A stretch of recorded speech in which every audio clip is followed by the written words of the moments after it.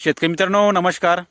शेतकरी मित्रांनो, आपले जे शेतकरी बांधव आहेत ते शेतकरी बांधव शेतामध्ये काम करत असताना त्यांना वेगवेगळ्या समस्या त्या ठिकाणी भासत असतात आणि ते वेगवेगळ्या समस्यावर मात देऊन ते त्यांचं काम त्या ठिकाणी पूर्ण करत असतात.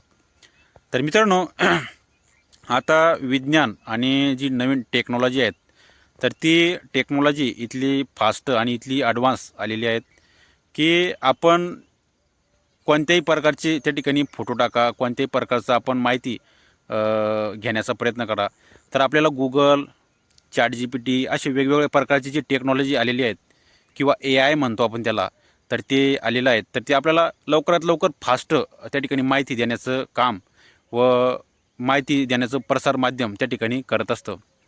तर मित्रांनो, आता आपले जे शेतकरी बांधव आहेत तर ते शेतकरी बांधव हे वर्षानुवर्ष आपल्या शेतामध्ये काम करत असतात आणि शेतामध्ये काम करत असताना त्यांना त्यांचा जो अनुभव आहे, त्यांची जी मेहनत आहे, त्या अनुभवावर आणि मेहनतीवर ते ठाम असतात आणि त्यांच्याच माध्यमातून त्यांच्याच श्रम आणि जिद्दीनुसार ते आपल्या शेतामध्ये उत्पादन काढत असतात.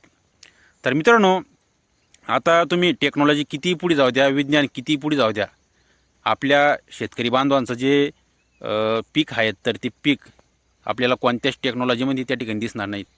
तर ते कोणत्याच कंपनीमधलं, कोणत्याच फ्युचर, कोणत्याच टेक्नॉलॉजीमधचं ते अन्न खाणार नाही.